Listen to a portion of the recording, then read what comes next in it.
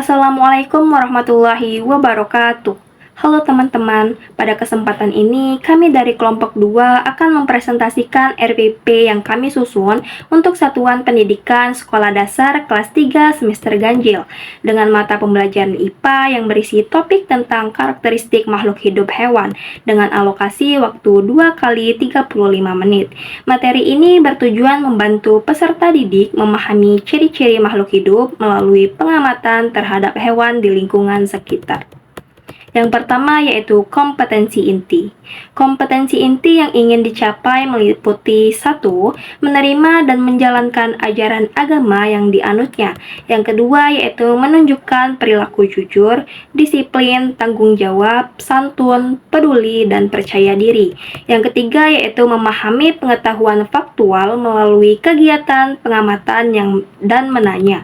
Dan yang keempat yaitu menyajikan pengetahuan secara jelas, logis, dan sistematis. Dengan kompetensi ini, peserta didik tidak hanya memahami materi, tetapi juga mengembangkan sikap dan keterampilan yang baik. Yang kedua yaitu kompetensi dasar dan indikator pencapaian kompetensi. Kompetensi dasar yang pertama yaitu KD 3.1. Yaitu mengidentifikasikan ciri-ciri makhluk hidup dan benda tak hidup di lingkungan sekitar. Indikator pencapaiannya yaitu menjelaskan ciri-ciri makhluk hidup pada hewan, dan yang kedua mengelompokkan hewan berdasarkan ciri-ciri makhluk hidup.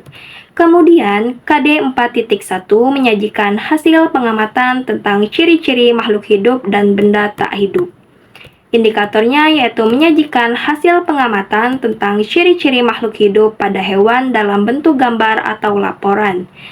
Yang ketiga yaitu tujuan pembelajaran. Setelah mengikuti pembelajaran, peserta didik diharapkan mampu yang pertama yaitu mengidentifikasikan ciri-ciri makhluk hidup pada hewan melalui kegiatan pengamatan.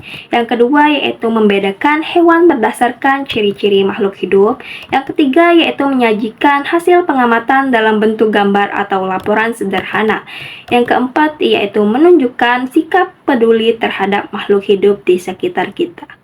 Saya akan mempresentasikan bagian 4, 5, dan 6 dari RPP yang telah kami buat. Bagian 4 yaitu materi pembelajaran.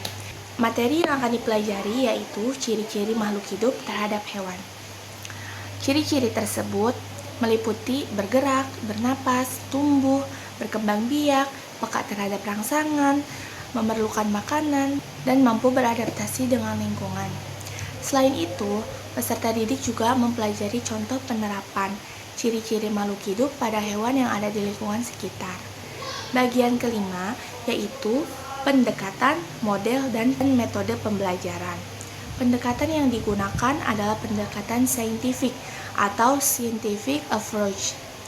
Metode pembelajaran yang digunakan adalah discovery learning, yaitu mode pembelajaran yang mendorong peserta didik menemukan pengetahuan melalui pengamatan dan pengalaman secara langsung. Metode yang digunakan dalam pembelajaran ini adalah observasi, diskusi kelompok, tanya jawab, dan presentasi. Bagian keenam yaitu langkah-langkah pembelajaran.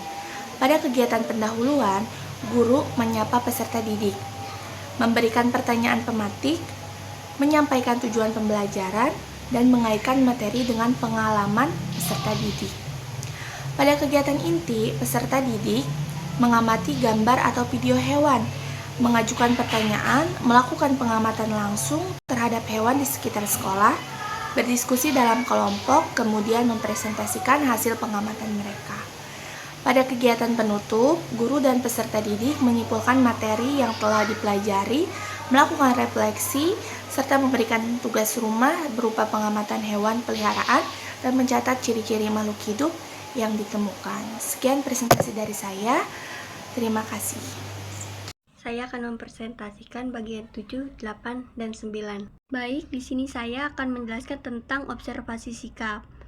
Di sini kita akan menilai sikap para peserta didik saat kita menjelaskan materi tersebut. 3 poin yang akan kita nilai. Pertama, rasa ingin tahu peserta didik.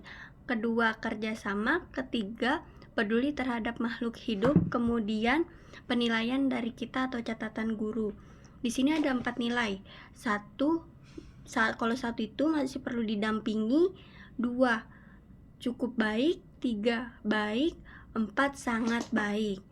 Kemudian ada lampiran soal evaluasi pengetahuan. Di sini kita akan menguji siswa dengan cara memberikan soal yaitu PG4 dan esai 1. Di sini kita akan mengetahui seberapa mana paham para peserta didik yang telah dia kerjakan soal tersebut. Kemudian membuat PR, pekerjaan rumah untuk mengamati hewan-hewan peliharaan di rumahnya seperti ikan, ayam, kucing, dan lain-lain. Di sini mereka akan disuruh mengamati apa saja ciri-ciri makhluk hidup yang mereka amati dan kemudian kesimpulannya apa. Sekian, terima kasih.